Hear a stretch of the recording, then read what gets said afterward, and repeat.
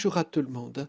Lorsque l'on demande aux Occidentaux quel est l'élément le plus stable, le plus durable dans le monde des humains, la réponse fuse instantanément, c'est l'État. Autant on accepte, et avec raison, que l'être humain ne soit que de passage, qu'il ne soit que transitoire, autant on vénère la pérennité de l'État. USA forever, comme diraient les Américains. Après tout, l'État n'est qu'une fiction anthropomorphe, une illusion, sinon une délusion de personnes non autistes. Mieux, l'État est une projection des rêves et aspirations humaines. Les Grecs avaient inventé leur Dieu immortel justement pour surmonter l'idée de leur propre mort. Les Occidentaux ont inventé, quant à eux, l'immortalité de l'État. Chacun y voit ce dont il a besoin. Pour un tel assoiffé de pouvoir, l'État sera le guerrier surarmé absolument invincible et qui fait trembler l'univers. Pour tel autre, l'État sera l'époux modèle, un peu à l'ancienne, celui qui fournit un logement, donne de l'argent de façon fiable, s'occupe des enfants. Cette idée de l'État en tant que compensation de nos faiblesses est somme toute récente, même en Occident.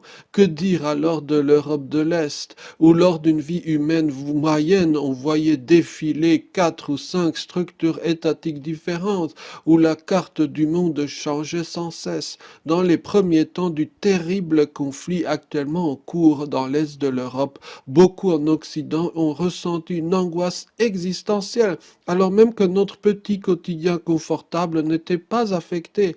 L'angoisse qu'un État puisse disparaître, qu'il puisse être redécoupé, avec un petit arrière-goût ethnocentrique, que cela arrive à un État blanc occidental européen comme nous, est tragique, mais d'autres États du monde ne comptent pas tellement sur le plan psychologique.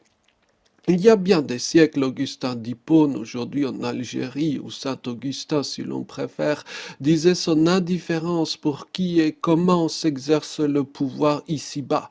Pour nous, l'idée que l'être humain puisse vivre indépendamment de structures étatiques ou se désintéresser de la vie politique sonne comme un affreux blasphème, précisément ce que devaient ressentir les Romains quand des chrétiens ou Saint-Augustin leur disaient que leurs idoles étaient vaines et fictive.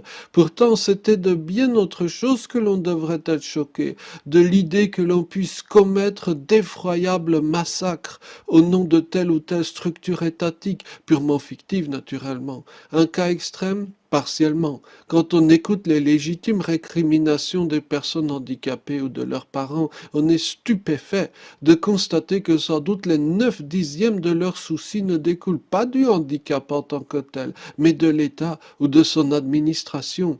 De même que quand on songe aux 1000 tourments et à l'exclusion durable des migrants, en somme, mes parents, ces anciens migrants, eurent bien de la chance de migrer en France à une époque où les papiers, les réglementations n'avaient pas encore d'importance significative.